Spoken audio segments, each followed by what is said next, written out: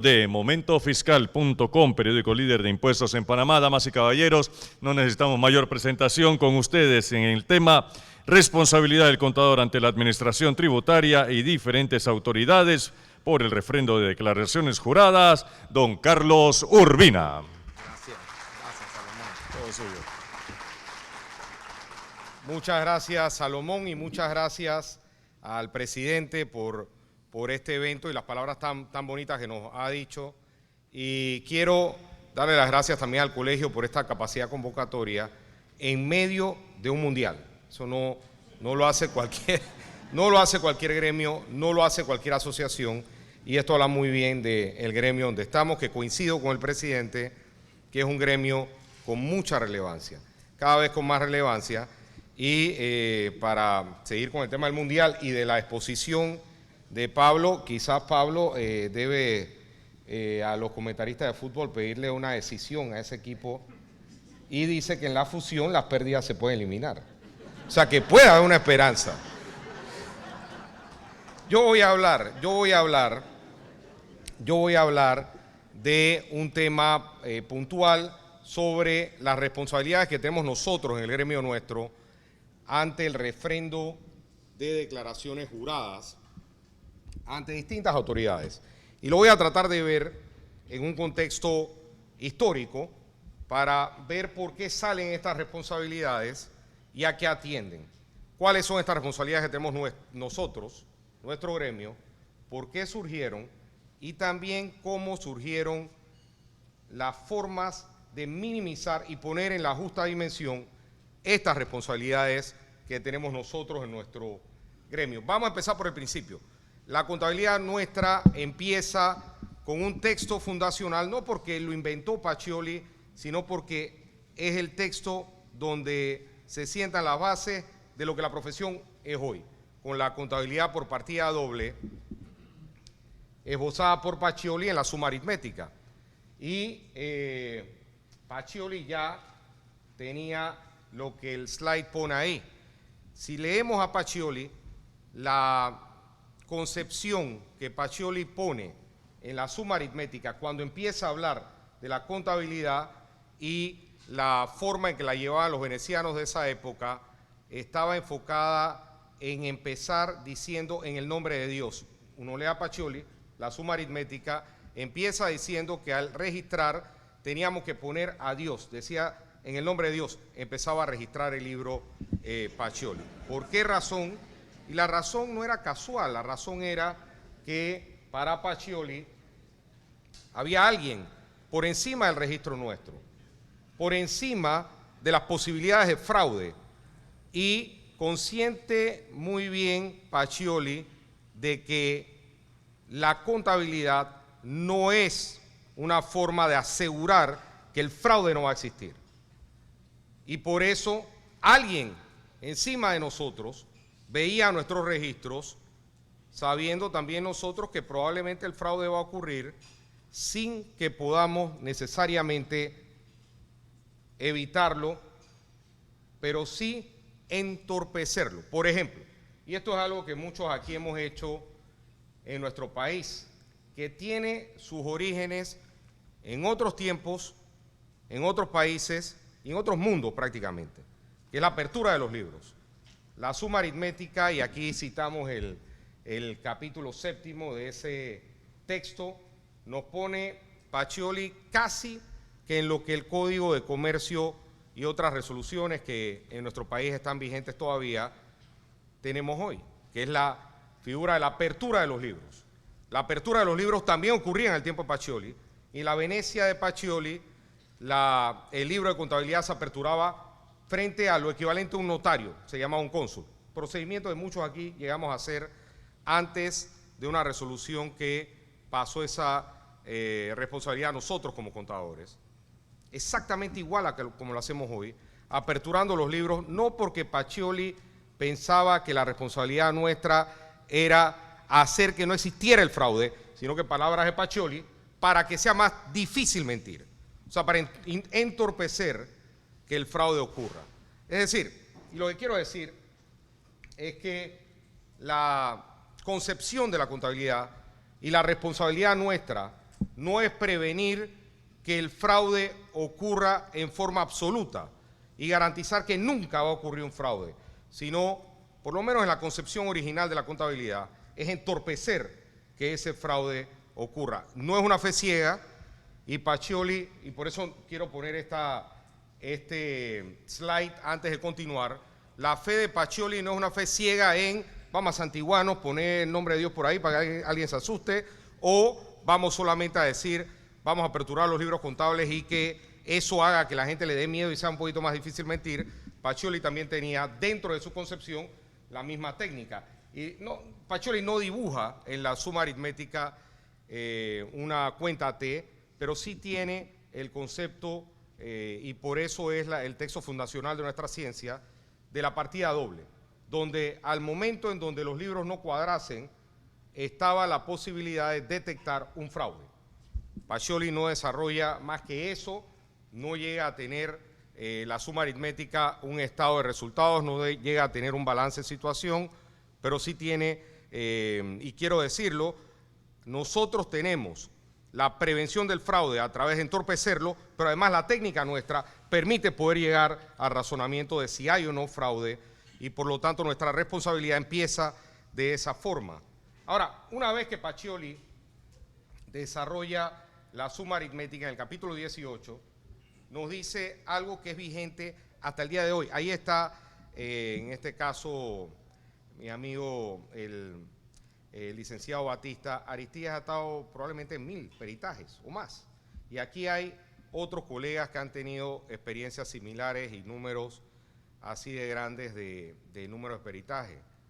Y surge, y ahí empieza una responsabilidad interesante para nosotros dentro de nuestro gremio, porque es exactamente lo mismo que pasaba ya en la Italia del Renacimiento, donde teníamos en el capítulo 18 de la suma aritmética algo que suena muy parecido a lo que cualquiera en esta sala entendería por un peritaje, que es, y decía Pacioli, que algunas cosas se llevaban a un contrato y se documentaban vía un contrato, pero no es necesario hacerlo porque el registro es suficiente. Palabras de Pacioli, no mías.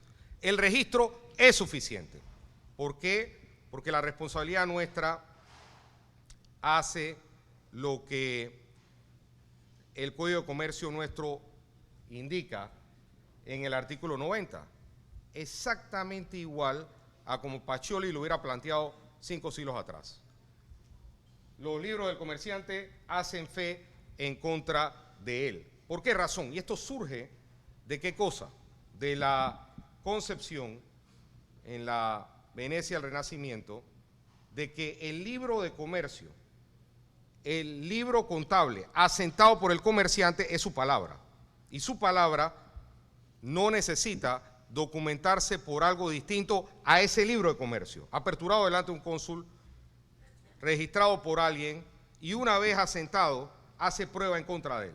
Interesantísimo, porque esto es exactamente lo que nosotros tenemos con el artículo 90 del Código de Comercio, que nos dice que esa contabilidad hace prueba en contra mía. Si yo asiento que le debo a María 90, ¿necesito yo un contrato que diga que debo 90? No, la contabilidad, en palabras del artículo 90 y en palabras de Pacioli, el registro es suficiente para saber que yo le debo 90 a María.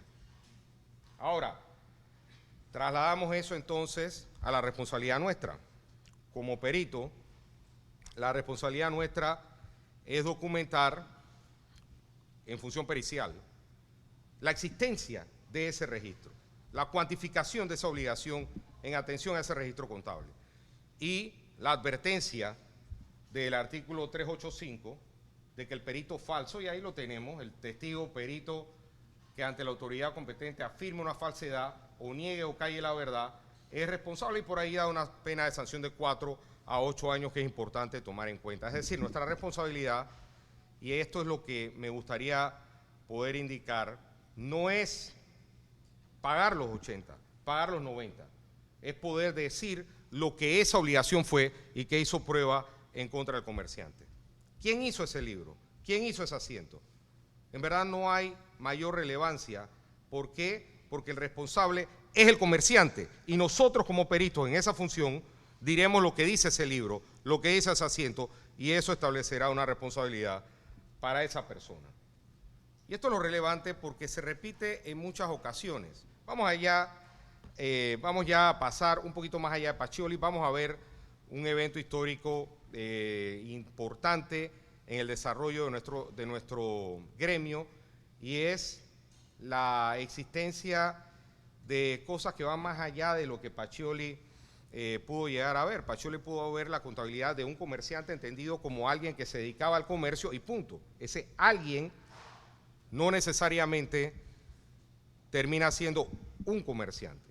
En algunas ocasiones es varios comerciantes organizados en una institución que delega esa función en otra gente, que son la administración de la empresa.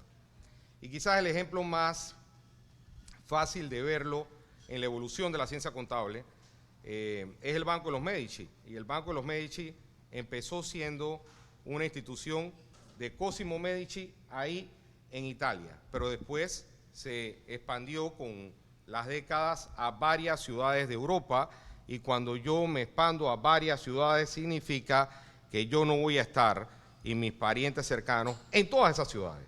Tengo que delegar y confiar en otra gente. Y ahí en forma moderna empezamos a ver dos cosas: la existencia de la contabilidad a propósitos de toma de decisiones gerenciales, no por el comerciante que además asienta los libros, sino por el comerciante que tiene que confiar en un tercero, que es la administración de su negocio en un lugar distante, y además de eso, la posibilidad de un fraude. ¿Por qué razón? Porque ese no podía estar en el lugar donde ese administrador estaba, y era la contabilidad la que tenía que decirle qué es lo que estaba pasando en ese lugar. Contabilidad que iba a ser escuchada, y por eso la auditoría interna nuestra puede trazar sus orígenes. Obviamente hay muchos presentes más, pero este suena interesante, a un momento donde el gerente de la sucursal, el administrador de esa parte de este negocio más grande, tiene que rendir cuentas al dueño de su gestión. ¿A través de qué? A través de libros que hablen por él y que yo pueda escuchar su gestión a través de asientos contables que yo pueda evaluar. Y por supuesto, las oportunidades de fraude son inmensas. El Banco de los Medici es un buen ejemplo, pero el mejor ejemplo en la historia del nacimiento de algo que nos da una responsabilidad a nosotros como auditores, como contadores, pero nunca desligándola de la administración de la empresa, es probablemente la primera compañía del mundo. La primera compañía del mundo fue la BOC, la Compañía de las Indias Orientales, una compañía holandesa. ¿Y por qué decimos que es la primera compañía del mundo? Porque la BOC, ¿qué apellido tiene? Ninguno. El Banco de los Medici, ¿cómo se llama? Medici. La BOC empieza a ser una compañía como la entendemos hoy, por acciones, con muchos accionistas, donde probablemente los accionistas superaban primero decenas, después centenas, después miles, y un montón de gente tenía entonces la participación en ese negocio distante que eran las colonias holandesas en África, en Asia y un pedacito en América. Sin embargo, el control no lo tenía el dueño. Es más, no existía dueño, existe un montón de dueños. Y la administración de la empresa entonces tenía el control de cosas que no le eran propias, que eran propias de un dueño que tenía que poder enterarse de su negocio a través de libros contables. Y el cuento que provocó la primera necesidad de auditorías públicas, que no llegó a concretarse, pero que documentado tenemos la necesidad de auditorías públicas de empresas, y esta fue la primera empresa en el mundo, fue el cuento de Setenial, no repartirse dividendos por cierto tiempo, es que la administración estaba de alguna manera usando los fondos para otras cosas distintas a la misma empresa. Entonces queremos ver los libros, decían los holandeses, y los libros llegaron a veces. Sin embargo, el cuento, y este cuento está 100% documentado, es que la administración le puso un pedazo de bacon a los libros para que el resultado fuera que un perro se lo comiera. Y esto entonces nos dio en el mundo la primera necesidad de que alguien auditara las cuentas de las empresas, sobre todo si son empresas donde el público en general está interesado en ver esos libros. Lamentablemente, y esto es parte de la historia de nuestra profesión, es que obviamente cuando tenemos más transparencia, alguien puede ver y ese alguien puede ser enemigo nuestro, competencia nuestra, gente que quiera hacernos daño. Y esto previno que en Holanda la Compañía de las Indias Orientales fuera auditada en forma pública y presentara su libro en forma pública. ¿Por qué? Porque tuvimos entonces la presión en Holanda de que los franceses, los ingleses y otras potencias europeas no vieran el negocio colonial holandés. Y eso previno que la documentación contable y los estados financieros fueran públicos y que existiese una auditoría pública de esos libros. Pero las semillas de esto quedaron para que en el futuro viéramos este artículo que nos lleva exactamente de vuelta a este evento, donde como administración para mí es muy fácil hacer que el libro desaparezca. Y nos trae entonces este artículo de la alteración o falsificación de libros contables, estados financieros y otra información. ¿Para qué cosa? Para que no pueda ser conocida por quién, conocida por los verdaderos dueños de la entidad. ¿Es esta nuestra responsabilidad? Sí, probablemente sí, si nosotros participamos en esos verbos. Pero la responsabilidad primaria descansa con la administración, no con nosotros. Y eso es algo que nos gustaría tener 100% en cuenta. Es importante eso porque ya empezábamos primero a tener nosotros una responsabilidad con decir la verdad de lo que otro había asentado. ¿Quién? El comerciante. Pero después de eso nosotros tenemos, además de eso, la posibilidad de alterar o falsificar un libro, algo distinto. Y con una responsabilidad distinta, que tenemos una pena de 10 a 15 años, que evidentemente es responsabilidad siempre primaria de la administración y nosotros entonces podemos tener cierta responsabilidad con eso. Ahora, pasando la historia, nosotros tenemos un evento que es más cercano a nuestro tiempo, más cercano a la contabilidad como la conocemos hoy, y ya no es varias gente siendo accionista de una empresa en un país.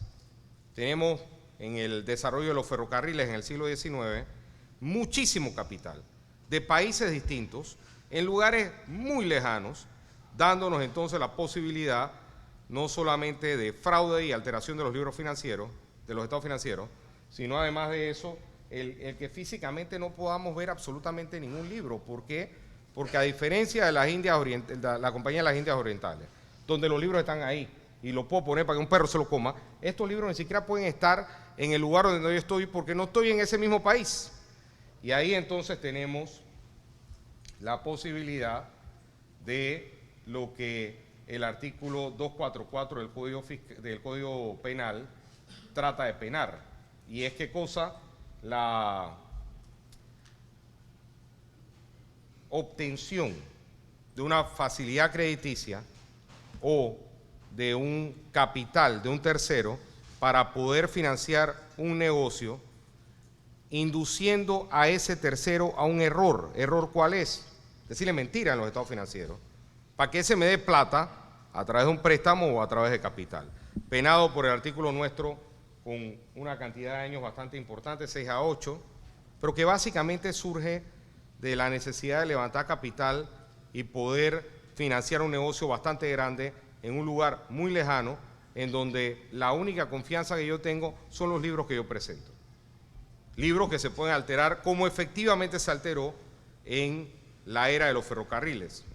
Quizás el caso de Hudson es el más famoso, un esquema piramidal donde mucha gente ve el nacimiento de la profesión nuestra, de contabilidad, pasando de teneduría de libros a registros contables, formalmente hablando, en ese fraude y otros relacionados con la industria de los ferrocarriles. ¿Por qué? Porque la industria de los ferrocarriles descansaba en que alguien me diera plata para poder hacer una industria ferroviaria enorme en una extensión de territorio incontrolable para los accionistas y en algunas ocasiones para el mismo administrador de esa empresa. Sin embargo, el único atractivo para que alguien me dé plata es que yo le dé plata de vuelta a través de dividendos. Y el primer esquema piramidal, o el más grande con Hudson, era registrar como ingreso aportaciones de capital. Y con eso entonces poder repartir dividendos en base a qué cosa, que me entraba plata. Una estrategia de Ponzi muy sencilla, donde reparto en base a que a otro me dé plata y el registro contable poder registrarlo como una cosa en lugar de otra para poder mostrar utilidades cuando en verdad esas utilidades no existían. Y el que lo haga tendrá entonces esta pena que el 244 nos pone acá. Responsabilidad nuestra, pero siempre tenemos que decir responsabilidad de la administración y quizás en forma subsidiaria de nosotros también. Ahora, es importante eso porque el 254 también lo tiene, herencia de ese momento histórico, una pena parecida, porque para destruir, ocultar o falsificar libros de contabilidad, ¿para qué cosa? Para poder levantar capital. Herencia totalmente de un momento en donde los ferrocarriles tenían importancia en la contabilidad. Los ferrocarriles y la industria ferroviaria es la responsable de la existencia de las 4 firmas grandes y es ahí donde empezaron la auditoría propiamente tal en nuestra profesión, como la necesidad de poder garantizar al público y al inversionista la integridad de esos libros. Ahora, cuando decimos el concepto integridad de esos libros, tenemos que recordar lo que decía Pacioli o lo que pensaba Pacioli, que el fraude, el contador no va a ser el garante de que ese fraude jamás exista. Sí va a entorpecer que ese fraude ocurra. Lo que no puede entenderse es que nuestro dictamen garantiza que no ocurra el fraude.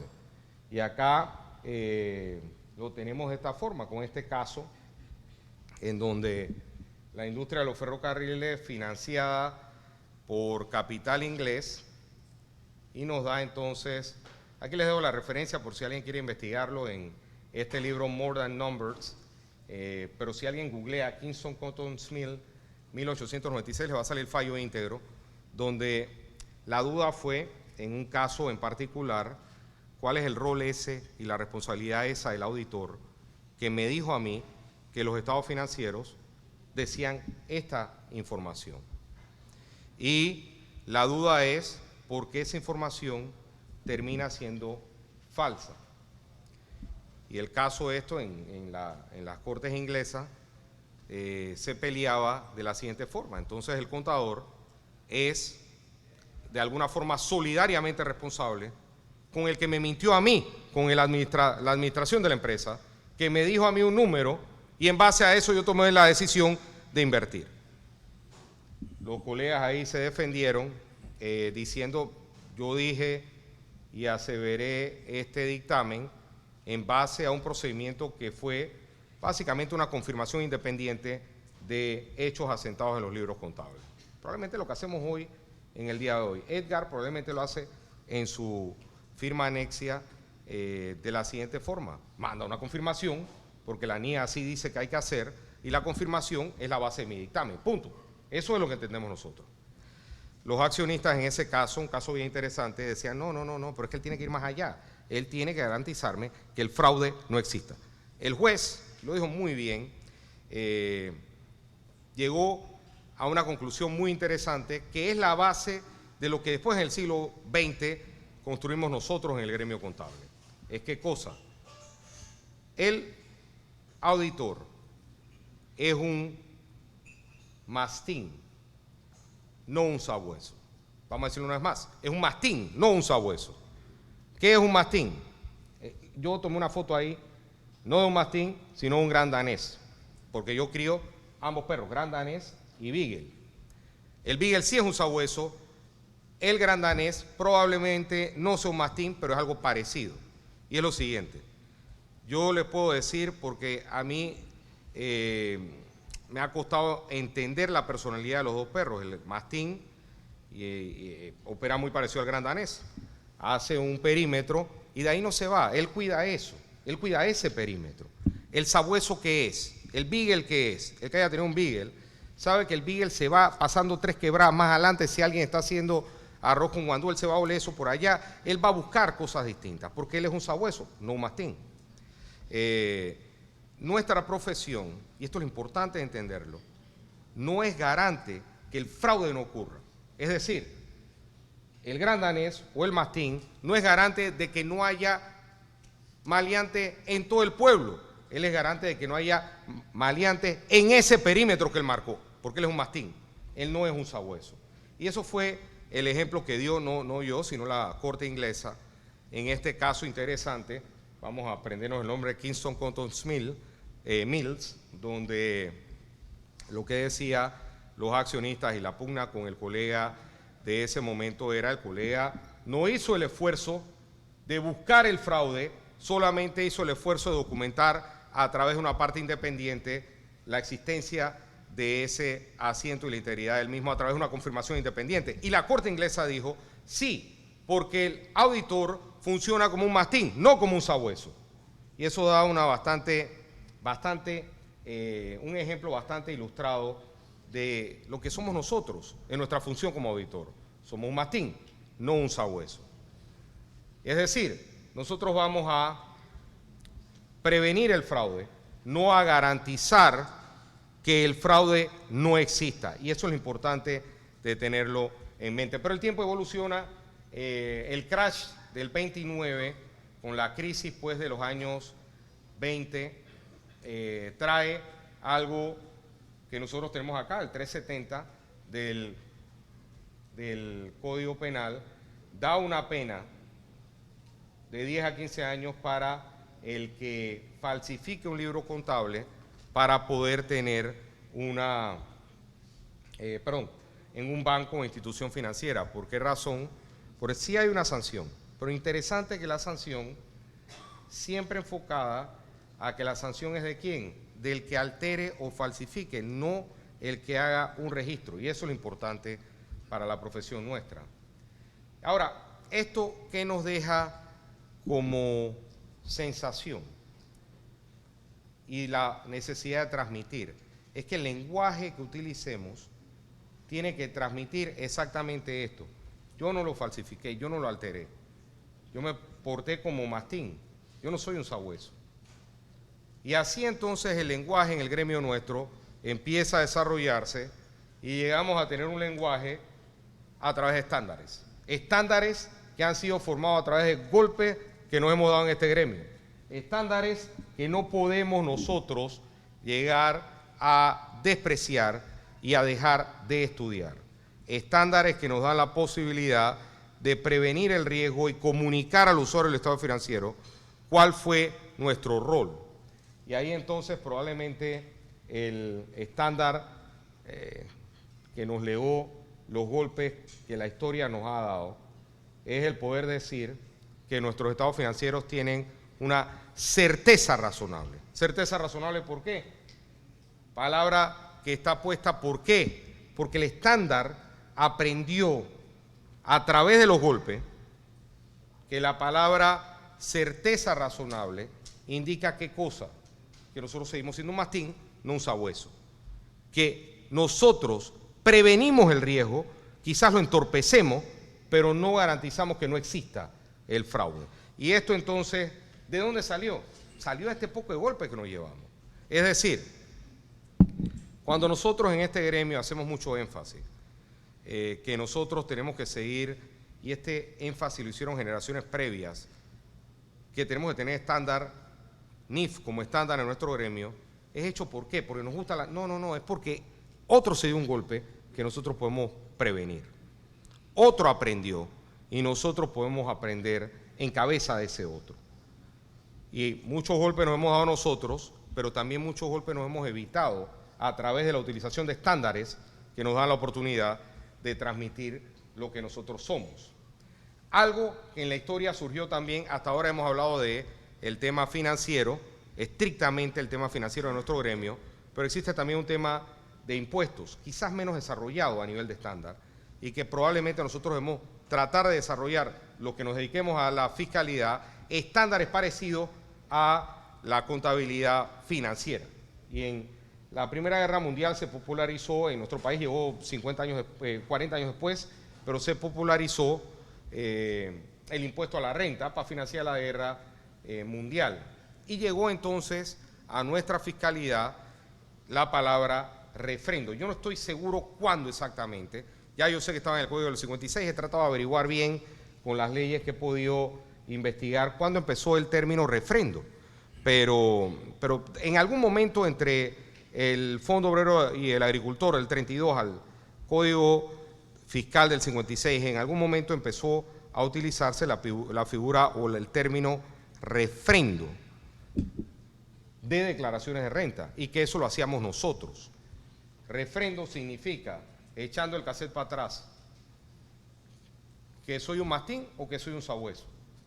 Yo no sé, porque la palabra refrendo nunca tuvo una definición hasta que en el año, entiendo esto fue en el año 2006, si no me acuerdo, si no recuerdo mal, en el año 2006, que el decreto 170 de 1993, empezamos, alguien con buena visión, empezó a poner, y esto fue un contador que conocemos bien en este gremio, junto con otra gente, que le pidió a la autoridad fiscal de ese momento, en la reglamentación de la ley 6 de 2005, pongamos algo que defina qué es un refrendo. Y alguien puso con bastante tino esto, palabra que había estado en los libros nuestros y en las leyes nuestras por muchos años, sin definir qué era. ¿Y qué pudo poner el gremio a través de este contador?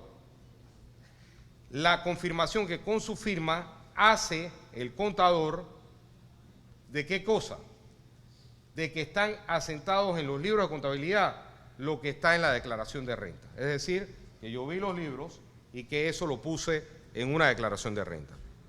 Esto se parece más a un mastín que a un sabueso.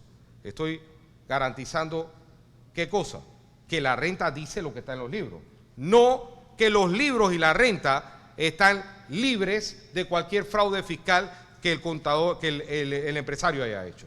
Y eso es lo relevante del establecimiento de estándares y de copiarnos estándares exitosos. En este caso, probablemente esto sea la copia del procedimiento de compilación. ¿Puesto dónde? En las normativas financieras, que te dice, yo nada más vacié esto en un formato distinto y garanticé que estaba en los libros de contabilidad. Yo no audité, yo no estoy dando una certeza de esto, yo nada más estoy diciendo que esto es lo que está en los libros de contabilidad. Y esto lo hizo muy bien el gremio nuestro. ¿Por qué razón? Porque recordamos, Aristides se recuerda muy bien de esto, el 710A surgió por una gente que decía que de alguna manera tenía que haber responsabilidad. Y yo entiendo esa lógica. Estos funcionarios de la DGI decían, tiene que haber algún tipo de responsabilidad para el que firma los estados financieros y también para el que firma la renta. Y lo entendemos bien. Sin embargo, lo que no puede ser es que la responsabilidad no esté definida por nadie. La responsabilidad tiene que estar definida por alguien. Y este era el riesgo que teníamos en ese momento. La ley 6 del 2005, hecha por una gente que decía, y el contador tiene que ser responsable por lo que está firmando. Claro que sí, pero lo importante es definir esa responsabilidad. Sí, y mi responsabilidad es garantizar que en los libros está lo que yo estoy presentando en la renta. No que el comerciante se tomó los gastos deducibles que tenía que hacer, que calculó bien el impuesto a pagar, que calculó bien el impuesto de dividendo, etcétera, etcétera. Pero bien, trayendo esto al presente, no podemos dejar de mencionar el gran avance que tuvo el gremio nuestro 11 meses atrás con la ley 280 del 2021, que nos trajo exactamente lo que la historia ya le había enseñado al gremio. ¿Y es qué cosa? Que los libros siguen siendo responsabilidad de quién, y ahí está subrayado. La administración de la empresa, no de los que estamos aquí, de la administración de la empresa. Ese es el responsable de los libros de contabilidad, no nosotros. Y esto fue un gran avance en el gremio nuestro. Muchos colegas participaron en esa redacción, que hoy es ley de la República, el artículo 3 de la ley 280 del 2021. Si algo tiene que quedarnos como lección de la Ley 280 de 2021 es que los cambios se pueden hacer. De los ejemplos se puede aprender. Y una vez que aprendemos, la oportunidad llegará de que la ley diga lo que la historia ya nos enseñó. Y esto es un gran avance en nuestro gremio. ¿Por qué? Porque 20 años atrás este señor, que era el CEO de Enron, llegó a decir ¿qué cosa? Llegó a decir, yo no soy CPA. Un escándalo, yo no soy CPA. Lo que pasa es que yo no soy CPA. Bueno, ahí, gracias a los que juzgaron este caso, nosotros pudimos decirle a este señor, usted no vaya sabiendo, porque usted es la administración de la empresa. Y de ahí entonces salieron cosas que nuestro gremio hemos aprendido bien. Sarbanes-Oxley salió de esto, de este escándalo, en donde la normativa Sarbanes-Oxley trataba de decir, bueno, pero es que vaya sabiendo, señor, usted es el responsable, no puede echar la culpa al contador, usted es el responsable. Lección que después de 20 años, la ley 280 nos trajo muy bien a nosotros. Y Jeffrey Skilling llegó a decir así, pues yo no soy CPA, esa fue su defensa. Un tipo graduado en Harvard, administraba la empresa más grande del mundo en ese momento en capitalización, pero no es CPA. Y entonces que el escándalo contable es de otra gente. No. El escándalo es de usted y la contabilidad es de usted. Y eso hoy lo tenemos bien definido en la norma nuestra. Un segundo lenguaje que me gustaría poder ver en la ley 280, y lo interesante de esta norma es la siguiente. Solo el contador público podrá ejecutar los actos propios de la profesión destinados a dar fe pública y certeza razonable. Palabra añadida por la ley 280, certeza razonable, porque seguimos siendo un mastín, no un sabueso. Pero ahora lo tenemos en la norma desde hace 11 meses. Y un lenguaje muy interesante, repetido en el artículo 10 y el artículo 13, fe pública o certeza razonable. Si algún cambio de lenguaje tenemos que tener nosotros en nuestro gremio, es empezar a decir fe pública, bueno, quizás empezar a decir certeza razonable. Certeza razonable ¿en base a qué? A los procedimientos que yo hice y que me permiten decir que yo sustento mi dictamen en base a esos procedimientos. Puede ser que hay un procedimiento que no hice y por lo tanto yo no puedo dar una fe absoluta de que no exista un fraude, pero sí puedo dar una certeza razonable de que este no existe. Vamos entonces a ver un buen ejemplo de nuestro gremio, bastante reciente también, con el Código de Procedimiento Tributario, donde también alguien empezó a decir, y no estoy juzgando a esa persona, que nosotros necesitábamos básicamente ver gente presa para poder mostrarle al GAFI que en verdad estábamos previniendo la evasión fiscal y que pudiéramos mostrarle a la OCDE y el Foro Global que teníamos gente procesada y presa por el delito de defraudación fiscal. Pero obviamente no puede ser Betty la Fea, tiene que ser don Armando y los dueños de la empresa. Y ahí entonces, con mucho tino, el gremio nuestro pudo colar esta redacción. ¿Cuál es la redacción? Dice, no se considerará como ilícito tributario la conducta que se derive de la aplicación de interpretación de normas jurídicas, etcétera, etcétera, ni el refrendo de declaraciones de impuestos u opiniones sobre estado financiero. Un gran alivio tuvimos en el gremio nuestro. Y no quiere decir que nunca vamos a quedar presos, que nunca vamos a tener una responsabilidad, pero vamos a poder recordarle al usuario del estado financiero, al usuario de nuestra información y a las autoridades que somos un mastín, que no somos un sabueso. Y eso es lo importante de esta redacción que se logró bien, negociando en la asamblea donde los que creemos en la democracia creemos que se deben debatir los problemas nacionales.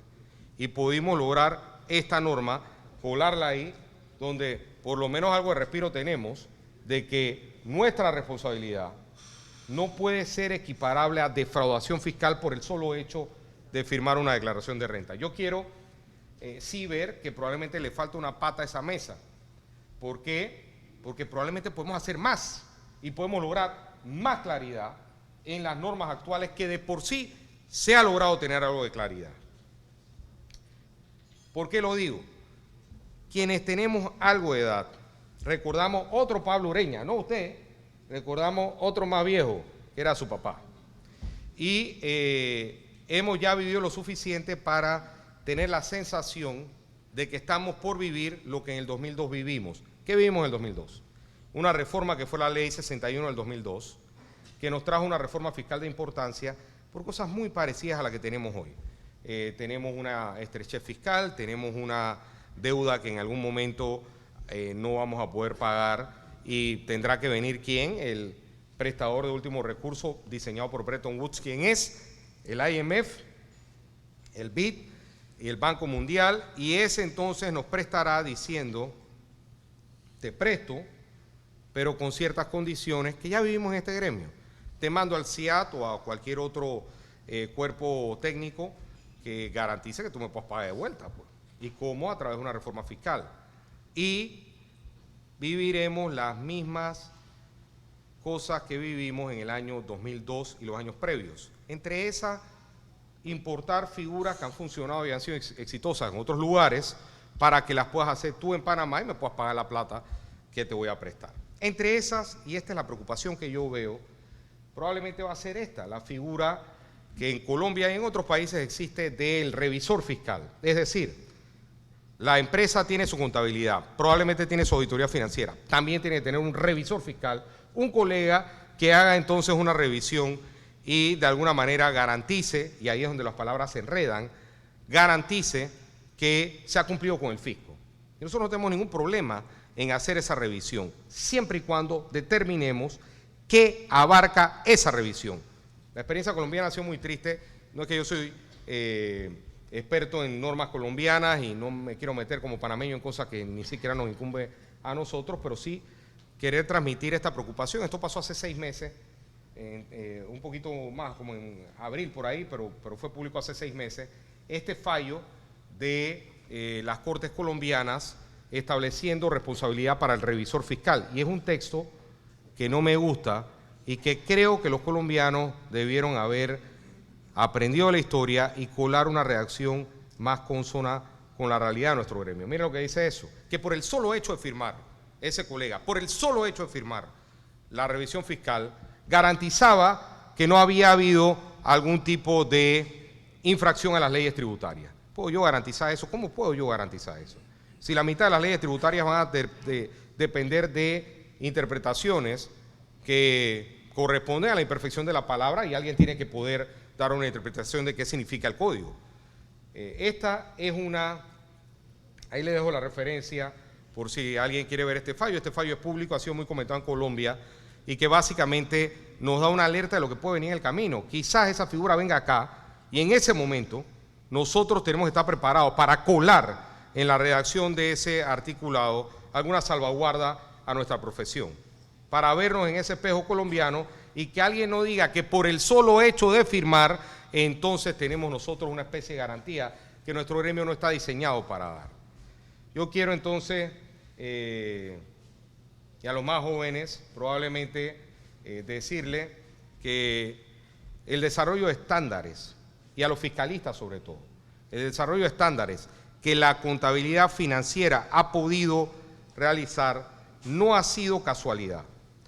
Ha sido producto del esfuerzo y de aprender a partir de los golpes que este gremio se ha dado y que no solamente se ha aprendido a nivel mundial, se ha aprendido en este gremio que está aquí y con esfuerzos de este colegio y de otros profesionales de la contabilidad se ha podido tener casos de éxito que limiten nuestra responsabilidad y la pongan en su justa dimensión. Aprendamos de esos ejemplos. Veámonos de casos no tan exitosos muy cerca de nosotros para poder, cuando lleguen esas oportunidades, poder colar en la redacción de las normas artículos exitosos como este de acá, que se hizo muy bien en el gremio nuestro, o como este de aquí, que se hizo excelentemente bien en el gremio nuestro. Y por último, yo sí quiero acabar esta presentación. Cuando la estaba haciendo, empezó el escándalo de este señor Bankman-Fried y FTX, que es catalogado como, ya para terminar la presentación, es catalogado como mayor que Enron. Tiene todo, exactamente todo igualito a los escándalos como Enron.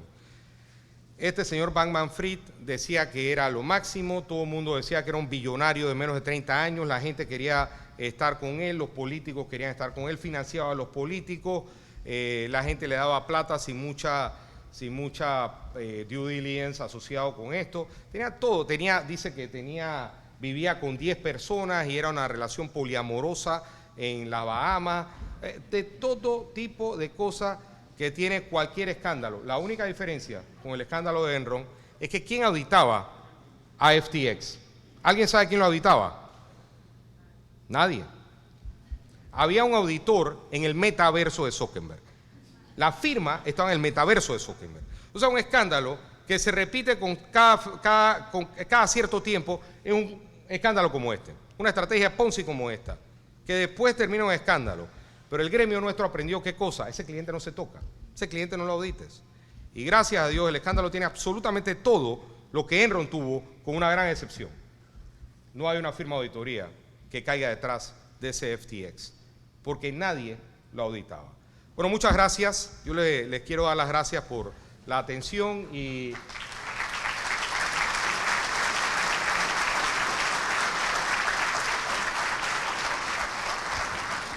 si hay alguna pregunta, estamos a la orden.